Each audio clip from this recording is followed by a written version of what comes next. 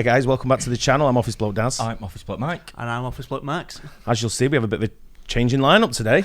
We have indeed, yeah. Yeah. We got the closest thing we can find looking to Dave. Just on ginger, that's about it. That's about well, I'm better looking as well. Yeah, Can't get any worse, to be fair. it's not hard, There's levels, isn't there? Right? So Oh, no, dear, Dave's on a camping excursion somewhere. Yeah. And Max, our new editor, said I'll jump in. So there you go. So it's got to be done, mate. We're going to get views from Fill the void, why not? Views from a youth. How old are you? 22, obviously last week, yeah. Yeah. Whoa, so God, makes me feel bloody old anyway, I'll tell you. I look about 35, but we're all right. I suppose, but yeah, head says 35, age says 22. Yeah, exactly. Yeah, okay. Anyway, we're going to cover this one here. I clean up after axe murders, meth labs, and serial killers. Wow. The reason I've done this is I'm not sure if you were involved in the conversation. Yeah. But we looked at opening a business doing this. Crime scene cleanup. Murders? Oh, right. Crime scene, yeah. Well, we already had that. We just thought we'd tie the two together. We were already there. I was going to say, you do it anyway, so why not? At least it's clean up. So we looked at crime scene cleanup. And it I was think you something. did mention it to me before, actually. Yeah, when we were moving around different businesses to get involved in, and one of them was crime scene cleanup, and we thought we'll have a go at it. Yeah. So when I saw this come up, I thought, it'd be interesting to see what this guy talks about. Yeah, definitely. Because I was trying to employ people to get involved in it, and the only one I could find was my eldest son, Declan. He went, I'll do it. Haven't got anything. He was like, yeah, what can you see? Yeah. And then you see what these guys do, and it's messy. Anyway, Yeah, but it is sometimes. Well, let's get into it, eh? Yeah. I clean up after murderers, meth labs, and serial killers, and informer. Right. I'm a crime scene cleaner. You just never know what you're going to walk into. I've seen a lot of stabbings, shootings, machete attacks, assaults. It's blood on the streets. I have found drugs that the police missed. One time, my coworkers were shot at a meth job cleaning. We ended up doing a house where the man had been a serial killer. It was so grimy. Think of the movie Saw. There are cameras everywhere. We also do hoarders. I've seen shit, piss, maggot, decomp, and every possible. That's when I spoke to someone at the hospital. Actually, because they said the conversation went quite far into getting it done. So I spoke to the hospitals about it and the police force, and they said to me, one of the worst ones you can do is when someone's decomposed. Oh, I can imagine. I bet They said it's just bad. It's bad. The visuals, the smell, what it leaves with you is bad. He said if you're not ready for it, he said you have to come. What the police suggested was come to a few crime scenes first. Let's have a look at it so you can test your stomach a little bit and test it all out. And then I said, mate, I ain't coming. I'm going to be paying £9 an hour for someone to come and clean it. Exactly. Well, literally, as of yesterday, got a text from my mum while I was editing. And they found... Just what you want for your dinner. Yeah, exactly, yeah. It's still 22. They found one of my neighbours in, dead, in a state like that. Really? Hazmat suits going in. Because, guy was only, a little person. But they only found out because of, flies being around. Yeah. Things like that. Yeah. That's how they spot it, isn't it? Things like... They should have wear a little bit of, the thing that you just seen about yesterday. Yeah, nice one. I mean, I said before, I always remember going on beach in Wales and was a decomposing, if it's like a seal or something like that. It's absolutely rank, the smell of rotting flesh. Yeah, honestly, it's like the surstrumming. Have you ever seen a dead body? I've never seen one, No. I used to ship them when I was young. When I was very young, no one else would do it, so I thought I'd get involved in it. And I just saw the one came with a pane of glass over the face. But I was also playing in a barn when I was about 6. You know where I grew up, I was playing in an old barn, and it's just someone laying the hay. And I went over and went, oh, someone's here. I'm like, should we go? And anyway, it turns out he was dead. Really? Oh, no. It was only a little kid. Yeah. Oh, really? Wow. Yeah.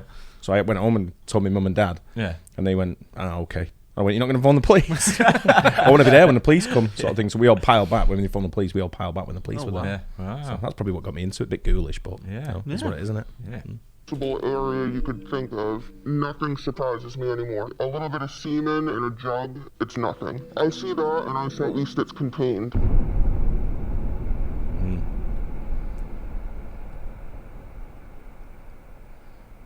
I experienced a lot of loss and death when I was a child, so it always made me curious about death. I don't know what the scene looks like until I get there. I receive a call, I get an address, and I go to that address. I would describe it as unpredictable. Always be prepared for the worst, even if it's a 15-minute cleanup. The first time I saw a ton of brain, I was shocked. I was grossed out. When you go to clean brain, it mushes into the ground. It doesn't just come off. You kind of have to pick up every little piece before you start scrubbing because it's almost like a mucusy type of texture. This woman fell and hit her head and died from head trauma. When she started decomposing, her cat started eating her brains, and the cat ended up dying. There was actually still cat food in the cat dish, so the cat preferred its humans' brains over actual cat food. I don't blame him, to be fair. When you're dealing with surviving victims, it's often the worst point in time in their life. A man at a job that I did, his house flooded, and he had just finished fixing up his house using his life savings. I think that was it for him, and he burnt his Bible outside and went into his little hobby room and shot himself. When I got there, the wife was in shock. She took me over to where the Bible was burnt and just looked at me and said, "He just overreacted." I basically had to pull up all the carpeting and clean the subfloor and do content cleaning because it spatters everywhere. I thought I would get better with dealing with surviving victims, but I never get any better. I stay the same. This job actually nearly gave me a breakdown. We got on scene, all the windows were broken, the door was broken down, there was glass everywhere. Apparently the stepfather, he shot his wife, and then he shot his sister-in-law, and then he sat down on the side of his wife and he shot himself. I did my job and I cried all the way home, but this was different, and this one was like crying spells, anger. I get really irritable, and I'm not really able to do anything else except for my job.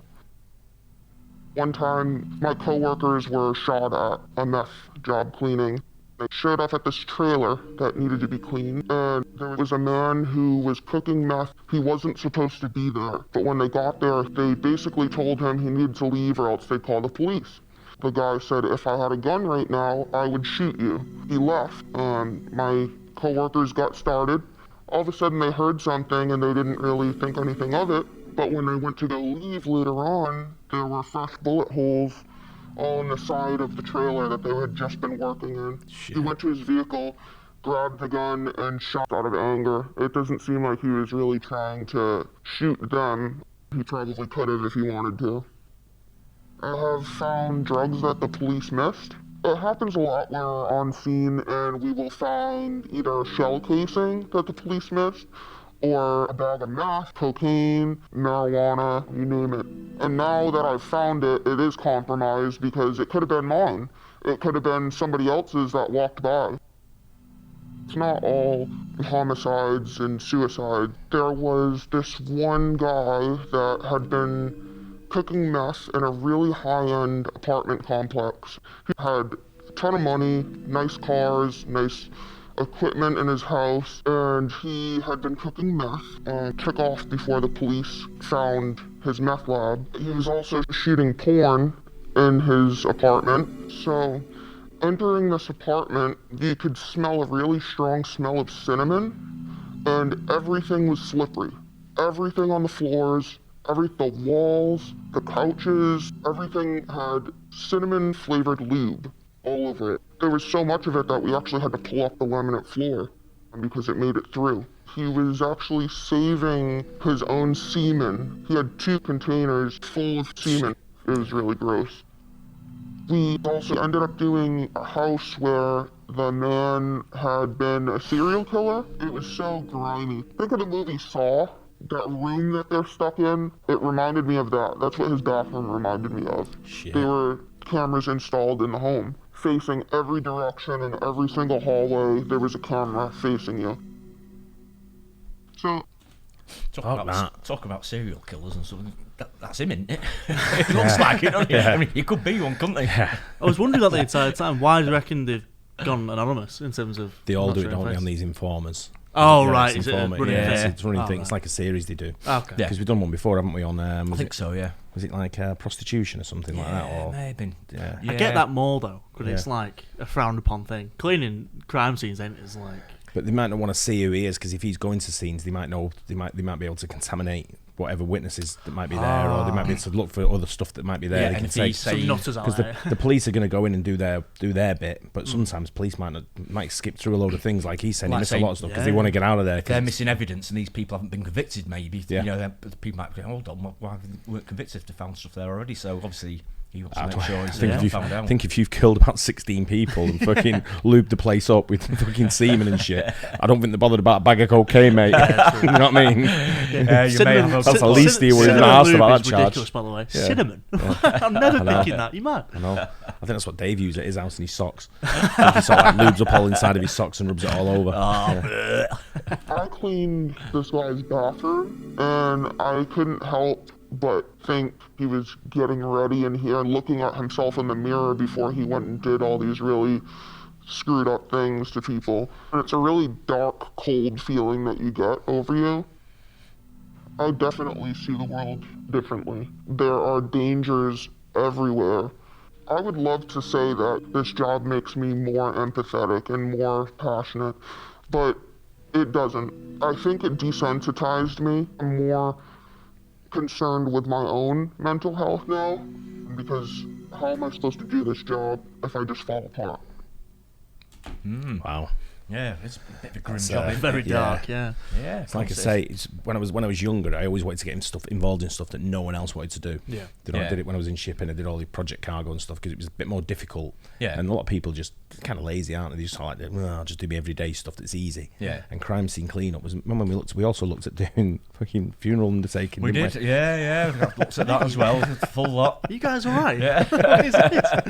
I think it's big money, isn't it? We wasn't going to be an undertaker, or what was private ambulance it was. Private ambulances we were going to get. So when someone passed away, whatever, we take the body from wherever it was and take it to the funeral directors. Okay. Yeah. So it was like a taxi service for the dead. That makes more sense. But we looked at doing that. We looked at a few things, haven't we? It was quite a few things. But it was all to do with stuff that no one else wanted to do. Trying to find a niche in the market. Yeah. Really. Yeah. Well, that's sometimes you can make more money, can't you? If people don't want to do it, but someone will do it. Then people, sometimes pay a premium for it, don't they? Yeah, of course, 100%. I like to call it batch building. That is very expensive, that is. Super expensive, but there you go. Yeah, good one. Yeah, I hope you guys enjoyed it. Don't forget to like and subscribe, and we will catch you on the next one. Cheers. Cheers.